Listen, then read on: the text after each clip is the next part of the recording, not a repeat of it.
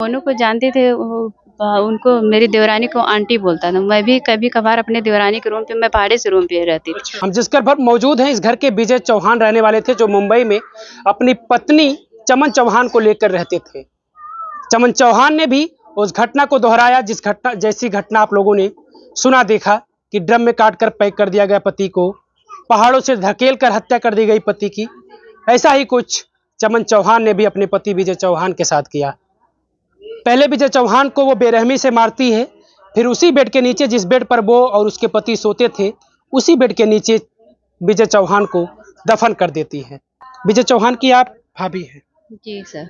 अच्छा, ये घटना जो हुई है विजय चौहान के साथ, कब आपको जानकारी हुई कि ऐसा कुछ हो गया? उनको मारी थी 2 ही तारीख को दफन की थी। हाँ, वो मार कर गुमराह कर रहे थे ना, सब लोग को पता नहीं चलना पाया। उसी रूम में मार कर जहाँ दफन की तो इसी बेड पे अपने यार के साथ रहती थी। खाना पीना सब कुछ, मुर्गा मच्छी जो था सब कुछ बनाती थी, पार्टनरी में बनाती थी, खाती थी। उनके माँ पापा जो मोनू है, उनके मम्मी पापा भी सब लोग साथ में रहते थे उधर। अच्छा, ये जो मोनू है, आप चमन चौहान की प्रेमी था वो? हाँ, अच्छा, बिहार के रहने वाला बिहार है। का रहने वाला। कब से इन लोगों का प्रेम था ये 2 साल से है। 2 साल से था। इसके बारे में किसको किसको जानकारी है? क्या विजय को जानकारी थी? बीजू को जानकारी वही बाबू छोटा वाला जो 6 साल का है बाबू, वही बताया था। तब उनको थोड़ा थोड़ा महसूस होने लगा था कि ये बतियाती थी। उनके फ़ोन से नंबर जब देखे भैया, तो फिर समझाए बुझाए कि अब ऐसी गलती दोबारा नहीं होना चाहिए।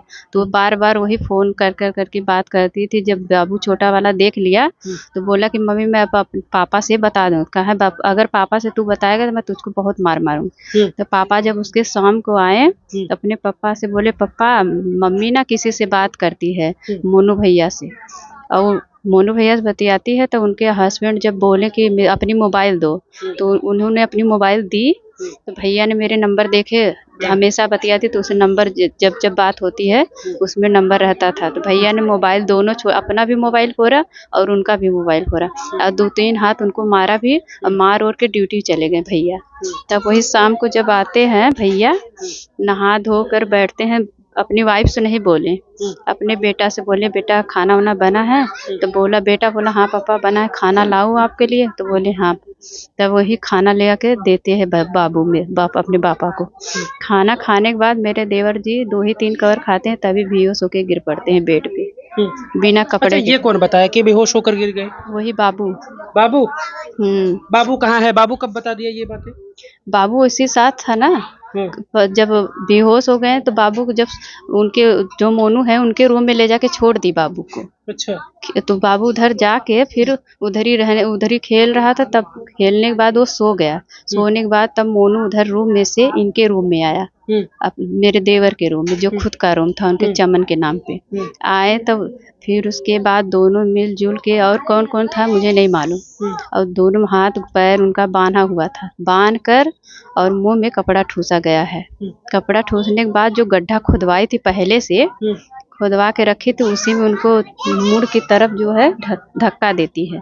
धक्का देने के बाद पूरा मट्टी से एकदम प्लेन कर फिर उसको हटा, फिर अपने जेठों को फ़ोन कर, भाई को, उनके बड़े भैया को। तब आते हैं, बोलते हैं कि टाइल्स लगाना है भैया। वो बोल के गए हैं, पैसा दे के भी गए हैं। बोले कि मैं खाली नहीं हूँ, मैं जा रहा हूँ, आदमी बुला दे रहा, आप लगवा लो। तो उन्होंने आदमी ला के दे के चले गए। फिर उसके बाद टाइल्स वाइल्स लगवा दिए। टाइल्स लगवाने के बाद फिर जो बेड है उसी तरफ सरका दिए वो चमन सिंह। सरकाने के बाद अपने अच्छे से खाने पीने लगी, मिलजुल के देवरों से रहने लगी। वो महसूस नहीं हुआ कि मारा गया है मेरा देवर। तब उनके छोटे भाई जब 2-3 दिन देख लें कि पूछने लगे, भाभी भैया कहाँ पे गए हैं? तो बोल रही है, गुमराह कर रही है कि वो तो काम पे चले जाते हैं सुबह ही एकदम 5 बजे। चाहे भैया कब आते हैं कब चले जाते हैं, हम लोग से भेंट ही नहीं हो रहा है। उनका मोबाइल कहाँ है? बोली अपना मोबाइल कहाँ रखे हमें नहीं मालूम। मोबाइल उनका फूट गया था। उनका सिम जो है वो उनकी वाइफ ले ली थी, अपना जो सिम था वो तोड़ के फेंक दी थी। अच्छा। जिसमें सारा पैसा था भैया का मेरे। तब 2-3 दिन देख लिए लोगन, नाला सुपारा, धानु बाग, कांदी वाली, सब मेरे देवर जो है, मेरे हस्बैंड, मेरे चाचा वाचा सब ढूंढने लगे। जब नहीं मिले तब सब आए ढूंढ के पुलिस चौकी। मेरे एक अकेले भैया हैं देवर, उन्होंने इनकी फ़ोटो इनकी वाइफ की फोटो वोटो सब कुछ दिए ले जाकर। रिपोर्ट नहीं लिखा जा रहा था मेरे देवर ने। 12 बजे रात को जब तब जाकर पुलिस ने उनकी सुनवाई लिखी। अच्छा, गुमशुदगी की, ये लोग लापता, ये लापता है। लापता है। देवरानी पहले से भाग गए, तब वही लोग छपटियाने लगे, भाग गए, तब गए रिपोर्ट लिखवाए। फिर आए तो देखे ताला लगा हुआ है। फिर मेरे हस्बैंड देवर मिल के ताला तोड़ते हैं। ताला तोड़ने के बाद मेरे देवर छोटा वाला बोलता भैया मैं इधर ही सो जाऊं। बोले नहीं सोना मत इस रूम में। तो फिर उसके बाद वो नहीं माने, मेरे छोटे वाले देवर सोए उस रूम में। तो बदबू आने लगा एक बैग। अच्छा। बोले कि कहाँ से बदबू आ रहा है, तो उठ के वो देखने लगे, कहीं से नहीं कुछ दिख रहा है। तब सुबह तक सब लोग मिलजुल के 9 बजे तक 21 तारीख को अपने भाइयों को बुलाए, चाचा को बुलाए। तब सब लोग गए। जब बेड सरकार है तो इतना बास आ रहा था। तब सब लोग बोले, उनके भैया के मेरे बिल्डर उल्डर थे, सब लोग बोले कि आप लोग उघारिए, जो होगा हम लोग देखेंगे। तब उनके सेठ भैया के थे, तो वो टाइल्स जब उघारे तो और बदबू होने लगा, सब लोग को उल्टियाँ होने लगी, सब लोग बाहर निकल गए। निकलने के बाद जो है तब उनके चाचा जी गए, पूरा मट्टी हटाने लगे। जब मट्टी हटाने लगे तो साड़ी जो उनके ऊपर डाला गया था वही साड़ी दिखने लगा। तब चाचा जी बेहोश होकर गिर पड़े। वो गिरने के बाद मेरे हस्बैंड गए, फिर मट्टी हटाए तो फरसा उनके सर में जाके टकरा गए, बाल दिखने लगे। तब मेरे हस्बैंड ने रोने लगे कि मेरा भाई इसी में दफन हुआ है, इस धरती के अंदर 5 फीट धरती खुदवाया गया है, उसी में दफन किया गया था मेरे देवर को। तो फिर पुलिस आती है, पुलिस की मौजूदगी में फिर पूरा खोदा हाँ, जाता फिर है।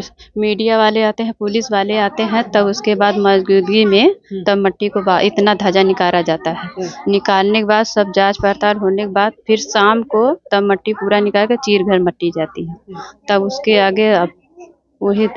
अच्छा, ये जो चमन चौहान है और उसका प्रेमी, ये कब लोग गायब होते हैं, कितने दिन पहले? 2 दिन पहले, आज उनका चौथा रोज है गायब होने। अच्छा, यानी 21 को कल डेड बॉडी मिलती है, 2 दिन पहले 19 को वो लोग गायब हो गए गायब हो जाते हैं। आज चौथा लोग है गायब होने का उनकी वजह। अच्छा, और जब ये अन्य उनके भाई लोग पूछते हैं, आपके हस्बैंड लोग पूछते हैं, तो वो ये कहती है कि वो काम पर गए, यही कह करके गुमराह करती रहती। यानी आप लोग मानते हैं कि 2 तारीख को ही उसने ये सब कर दिया? हाँ, हम लोग का दिल कह रहा था कि वो दफन की है।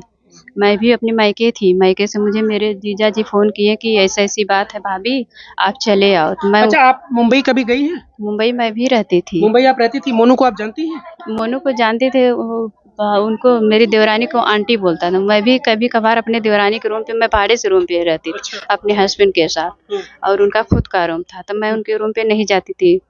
तो वो मोनू जो है आता कभी कभार, मैं भी देखती थी, तो हमेशा आंटी आंटी उनके रूम में आता जाता रहता था, बाबू को खिलाता रहता, कोई सामान रहता उनको साथ मार्केट जाता था, छोटी वाली लेके जाते, घुमा फिरा के उसके बाद फिर आते थे दोनों। अच्छा, उम्र भी उसकी काफी कम, 19-20 साल है।